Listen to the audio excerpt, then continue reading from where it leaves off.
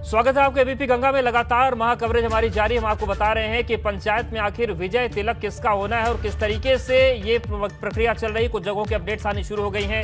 ABP Ganga आपको हर तस्वीर पहुंचा रहा है, हर ब्लॉक पर लापरवाही से लेकर अच्छी तस्वीरें हम आपको दिखा रहे हैं। हालांकि जैसा वोटिंग के दौरान हुआ वैसी स्थितियां कई जगहों पर बनी। आप देखिए सोशल डिस्टेंसिंग की हालत क्या है। कई जगहों पर ये हालात नजर आए कि अंदाजा लगाना मुश्किल हो गया कि क्या यही बात सुप्रीम कोर्ट में कही गई थी प्रदेश सरकार की तरफ से कि हम सोशल डिस्टेंसिंग का पालन करवाएंगे। आप देखिए एक दूसरे पर लोग चढ़े जा रहे हैं। 3 तस्वीरें आपके सामने हैं।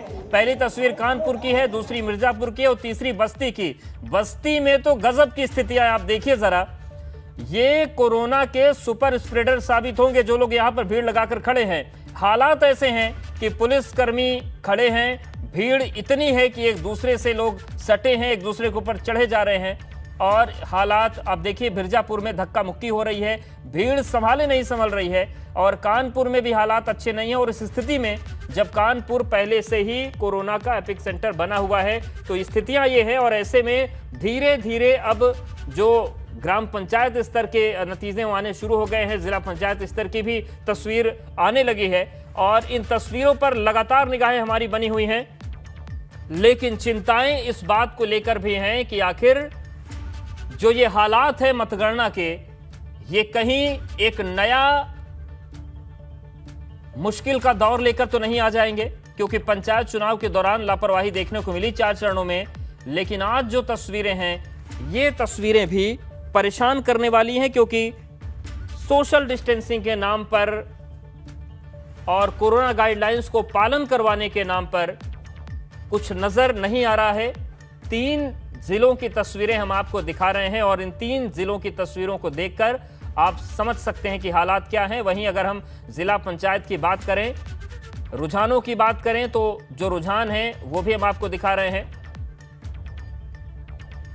और देखिए 8 तस्वीरें और आप देख लीजिए। हाथरस, बरेली, आगरा, बागपत, श्रावस्ती, मुजफ्फरनगर, फिरोजाबाद और बलिया। ये तस्वीरें केवल बानगी हैं आपके लिए। हालात 75 जिलों में ऐसे ही हैं, लेकिन बानगी आप देखिए। हाथरस में देखिए किस तरीके से भीड़ है, धक्का मुक्की चल रही है। बरेली में भी हालात वही हैं। आगरा में देखिए कि क्या स्थितियां हैं। बागपत में भी वही हालत है।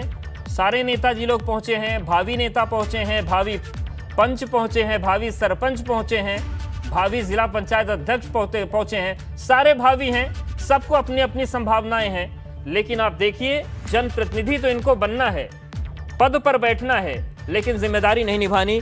इन्हें समझाना चाहिए था जनता को कि आप लोग सोशल डिस्टेंसिंग का पालन करें। कोरोना का दौर चल रहा है, लेकिन कौन इनसे उम्मीद करे जब इन्होंने खुद ये हाल मचा रखा है। एजेंट्स की बात कर लीजिए, समर्थकों की बात कर लीजिए, प्रत्याशियों की बात कर लीजिए, सभी अपनी अपनी जीत की उम्मीद में पहुंचे हैं। जीत की उम्मीद होनी भी चाहिए, लेकिन जान बचे इसकी चिंता भी जरूरी है। लेकिन वो चिंताएं नजर नहीं आ रही हैं।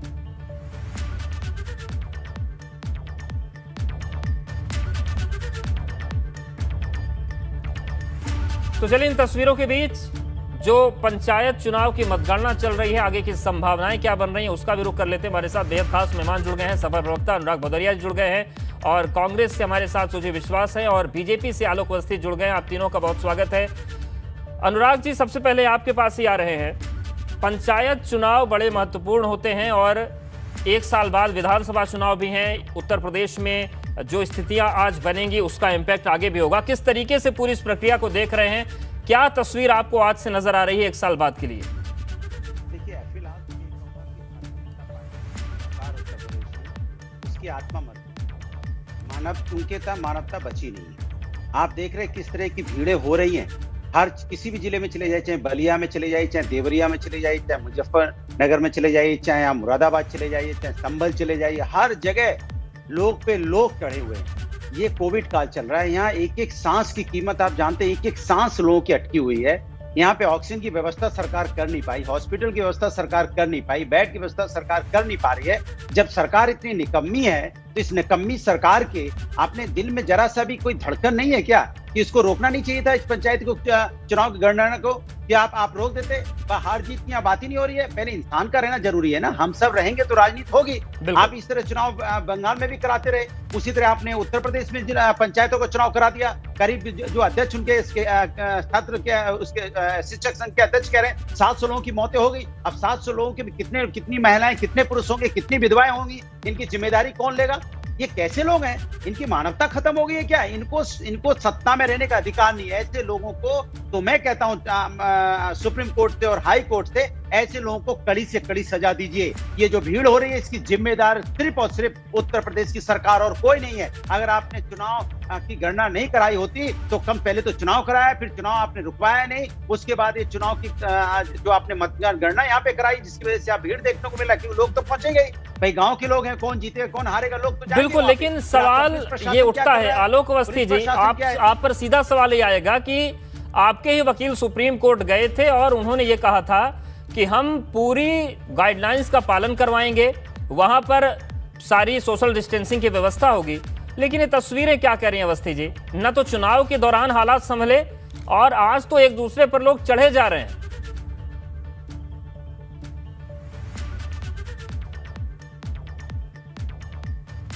यहाँ पे गोल पोस्ट चेंज किया जा रहा है। चुनाव आयोग ने जो है ये बात कही सुप्रीम कोर्ट ने कि हम चुनाव कराएंगे, हमारे पास गाइडलाइंस जारी करेंगे और इस समय राज्य चुनाव आयोग के तहत ही सारी शक्तियां उसमें निहित है। दूसरी बात हमारे मित्र अनुराग भदौरिया ने कही कि हमारी निकम्मी सरकार है। तो मैं इनसे पूछना चाहता हूं कि जो घटिया राजनीति इनके नेता ने करी, मैं क्या उनको घटिया कहूं? जैसे उन्होंने कहा था कि वैक्सीन नहीं लगानी है, नहीं वैक्सीन पे अवस्थी कहाँ पहुंच गए? ये बताइए, भीड़ नहीं संभली तो इसका जिम्मेदार कौन है? ये तो सवाल सबके मन में है। बात सारी आएगी। देखिए नहीं तो पहले आप उसका जवाब दीजिए ना, कौन जिम्मेदार है इन तस्वीरों का? सेलेक्टिव नहीं हो सकते आप। नहीं मैं सेलेक्टिव नहीं हूँ सर, एक एक जवाब आए ना। अगर भीड़ की बात हुई तो भीड़ की जिम्मेदारी कौन लेगा? तो हम मान लें आपकी आत्मा मर गई है, आपकी आत्मा मर गई तो हम आपसे बहस नहीं करना चाहेंगे। जब आप देखिए भारतीय जनता पार्टी के लोगों को बेड नहीं मिल रहा है, मुझे कोई चिंता नहीं, ऑक्सीजन हम नहीं दे पाए। अनुराग जी घटिया राजनीति करने वाले वो कभी ज्ञान न दे, घटिया राजनीति करने वाले ज्ञान न दे और हमारी बात पूरी सुने। मैंने आपकी बात को सुना है, मैंने आपको रोका नहीं है, मेरी बात आने दीजिए पूरी। आपके नेता ने गुमराह किया जनता को, कोरोना फैलाने में इस बार सबसे बड़ा हाथ आपके नेता का भी है। आपके तमाम नेताओं की भी मृत्यु हुई है इसके अंदर। तो घटिया राजनीति करने वाले लोग दूसरे को ज्ञान न दे। सरकार पूरा इंतजाम कर रही है, सरकार बेड्स का इंतजाम कर रही है, सरकार ऑक्सीजन का इंतजाम कर रही है, सरकार ऑक्सीजन के संयंत्र लगा रही है, सरकार जो है बेड्स बढ़वा रही है। तमाम डीआरडीओ से लेकर के राज्य सरकार ने 1000 से अधिक बेड्स की व्यवस्था करी है। हम 8000 बेड बढ़ा चुके हैं अप्रैल से लेकर अभी तक। पहले जो है हमारे पास एक भी लैब नहीं हुआ करती थी, आज 275 लैबें हमारी काम कर रही है। ठीक है सरकार को ठीक है, आप दोनों के पास आएंगे। सुची विश्वास जी हमारे साथ जुड़ गए हैं। सुची जी, जिस तरीके से पंचायत चुनाव की मतगणना हो रही है उस पर भी आएंगे, लेकिन डॉक्टर अनुराग भदौरिया जी एक तस्वीर हम आपको दिखा देते हैं, जिम्मेदारी वाली भी एक तस्वीर आई है बागपत से, जहां पर भयंकर हंगामा हुआ और समाजवादी पार्टी कार्यकर्ताओं ने भी वहां पर अव्यवस्था मचाई। हालांकि हम ये नहीं करें केवल आपकी पार्टी, हर जगह ये हालात है, लेकिन क्या चूक गए क्या हम लोग? अपने अपने हिस्से की जिम्मेदारी हम नहीं निभा पा रहे हैं, दूसरे को आईना दिखा रहे हैं। देखिए मजेदार बात यह है कि ये सरकार ने अगर मतगणना कराया नहीं होता तो सिस्टम ही नहीं होता ना, भीड़ आती नहीं। आपको मतगणना नहीं करानी चाहिए थी, फिर आपने सुप्रीम कोर्ट में बोला कि प्रोटोकॉल का मेंटेन करेंगे, आपने प्रोटोकॉल का मेंटेन क्यों नहीं किया? तो अगर आप प्रोटोकॉल नहीं मेंटेन कर पाएंगे, पहले तो आपने कहा पंचायत चुनाव के पक्ष में हम पंचायत चुनाव होना चाहिए, सरकार को पंचायत चुनाव कराना चाहिए, पहले तो आपने ये बात कही। आज आप कह रहे हैं कि जो है ये मतगणना क्यों हो रही है, मतगणना नहीं होनी चाहिए। अरे भाई आप हर चीज हमारे को ठीकरा फोड़ रहे हैं, आप चुनाव भी लड़ रहे हैं, आप मतगणना में भी भाग ले रहे हैं, आप सारे काम कर रहे हैं, आप चुनाव की मांग भी करते रहे हैं और आज आप कह रहे हैं कि सरकार कर रही है। क्यों नहीं आप अपने कार्यकर्ताओं को रोकते हैं? हमने तो अपने कार्यकर्ताओं को रोका हुआ है, हमारे लोग नहीं गए हैं, खाली चुनाव चुनाव पर आ जाते हैं। जो अभी 3050 जिला पंचायतों में 32 के रुझान आ रहे हैं, उसमें अभी समाजवादी पार्टी से आधे हैं। अवस्थी जी, आप जो 32 जिला पंचायतों के रुझान आए हैं, 11 पर समाजवादी है और 5 पर आप हैं, पिछड़ तो नहीं रहे? अरे पिछड़ तो पूरी जिंदगी में गए वो लोग। आप क्या कहते हैं अवधेश जी, अभी तो चुनाव की गिनती शुरू हुई है बैलेट पेपर की। देखना नहीं चाहती है। पिछली बार चुनाव हुए थे, आपने देखा है बीजेपी के प्रवक्ता को विधानसभा सीटों चुनाव हुए थे, 6 पर भारतीय जनता पार्टी जीती थी, समाजवादी पार्टी 1 सीट पर आई थी। इसके पहले भी 3 चुनाव हम लगातार जीतते रहे हैं 2 तिहाई बहुमत से, चाहे 2014 का लोकसभा चुनाव हो, चाहे 2019 का लोकसभा चुनाव हो, चाहे 2017 का विधानसभा चुनाव हो, चाहे नगर निगमों को चुनाव हो, 16 नगर निगम में 14 हमारे पास है। तो इस तरीके के चुनाव हमने बराबर जीते हैं, इसलिए जीते हैं क्योंकि जनता का भरोसा हमारे ऊपर है। हम तमाम गरीब कल्याण योजना जनता के लिए चला रहे हैं, इसलिए जनता हमको भरोसा करती है। समाजवादी पार्टी का काम है झूठ बोलना, गुमराह करना, और जो उन्होंने ऑक्सीजन इसको लेकर के और जो ठीक है। देखिए अनुराग भदौरिया जी, आप एकदम सही बात कह रहे हैं कि जीत हार के मायने तभी है जब लोगों की जान बचे, लेकिन चूंकि पंचायत चुनाव के परिणाम आ रहे हैं, ऐसे में इन पर भी हम बात करना चाहते हैं। जो अभी आप 11 पे आगे चल रहे हैं, बीजेपी 5 पे है, तो क्या आप मानते हैं कि ये आप लोगों ने जो आंदोलन और संघर्ष किया है उसका परिणाम रिफ्लेक्ट हो रहा है, जो शुरुआती रुझान है? देखिए मैं आपको फिर बता रहा हूँ, जिस तरह का कोरोना काल है, हम तो जीत रहे हैं, ये इसमें कोई दो राय नहीं है। अभी भी जीतेंगे, आगे भी जीतेंगे, ऐसी जीत का करेंगे क्या जब समाज में आदमी बचेगा ही नहीं। जो लोगों के घरों में मौत हो रही है, हम जीत का सेलिब्रेशन कहां से मनाएंगे? हम इंसान हैं, भारतीय जनता पार्टी की तरह क्रूर लोग नहीं है, हमारी आत्मा नहीं मरी है। हम जीत के भी नहीं जश्न मना रहे, हमें जीत का कोई फर्क ही नहीं पड़ता। हम जीत के भी हार रहे हैं, अखिलेश यादव ने गुमराह जो किया, लोगों की जिंदगी हार रहे हैं, माफी मांगे, जिंदगी हम नहीं बचा वैक्सीन को लेकर जो गुमराह किया है, बिल्कुल इंसानियत सामने रहनी चाहिए।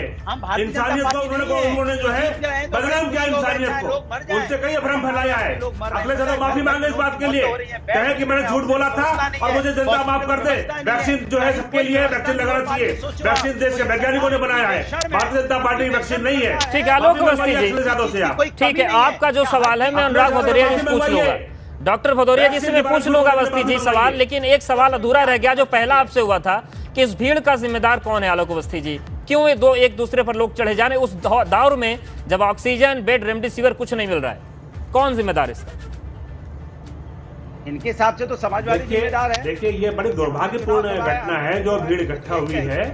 चुनाव जहाँ पे गिनतियां हो रही है उसके अंदर तो पूरी ठीक से व्यवस्था रखी है जो इन्होंने चुनाव आयोग ने सरकार को वहां पर सुप्रीम कोर्ट में दिया है, लेकिन चुनाव आयोग यहाँ पर यह व्यवस्था करने में विफल हुआ कि उस केंद्र के बाहर जो भीड़ इकट्ठा कर हो रही है उसको कैसे कंट्रोल किया जाएगा। लेकिन उसके लिए फिर सरकार ने आदेश दिए हैं, तमाम जगहों पर लाठियां चली है, तमाम जगहों पे उनको मना किया गया है, तमाम हम लोगों ने मुनादी करवाई है हर जगह, जीवों से, हर जगहों से, थाने थाने पे, और हम उन अधिकारियों के खिलाफ भी कार्रवाई करेंगे जिन्होंने इस तरह की घटना जो है होने दी है, और हम उन लोगों पर कार्रवाई करेंगे जो इस समय कोरोना कोविड कॉल तोड़ करके इस तरीके से अपनी जान की जोखिम में डाल रहे हैं और अपने परिवार की और समाज की भी जान जोखिम में डाल रहे हैं। कोई किसी को बख्शा नहीं जाएगा, सारी की वीडियो रिकॉर्डिंग हो रही है, जो उसे पकड़ा जाएगा उसके खिलाफ कार्रवाई करेंगे। ठीक है डॉक्टर भदौरिया जी, अवस्थी जी कह रहे हैं कि कार्रवाई हम कर देंगे। वो सवाल एक बार आपसे पूछ रहे हैं कि आपके नेता ने भ्रम फैला दिया कि वैक्सीन मत लगवाओ और इस वजह से हालत हो गई, पंचायत चुनाव से कोई दिक्कत नहीं हुई।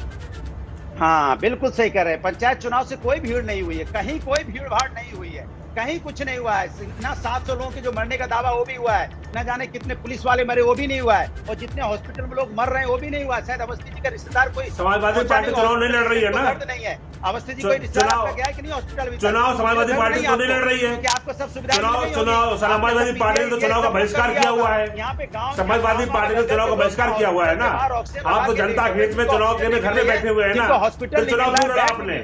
अगर आप इतने बड़े जागरूक थे तो चुनाव क्यों लड़ा, क्यों प्रत्याशी घोषित किया आपने?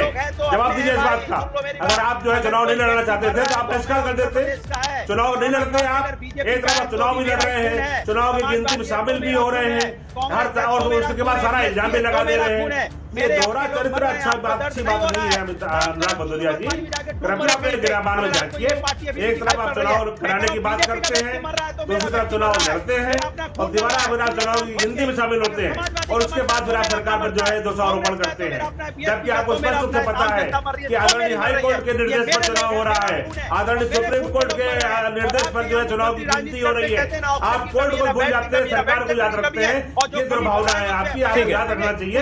इसमें आप शामिल हैं और आप भी चुनाव लड़ रहे हैं और आप इस प्रक्रिया का ठीक है चुनाव। डॉक्टर अनुराग भदौरिया जी, डॉक्टर अनुराग भदौरिया जी, आपकी बात बिल्कुल जायज है कि अगर लोग मर रहे हो तो जीत हार उस वक्त मायने नहीं रखते, जान जरूरी है।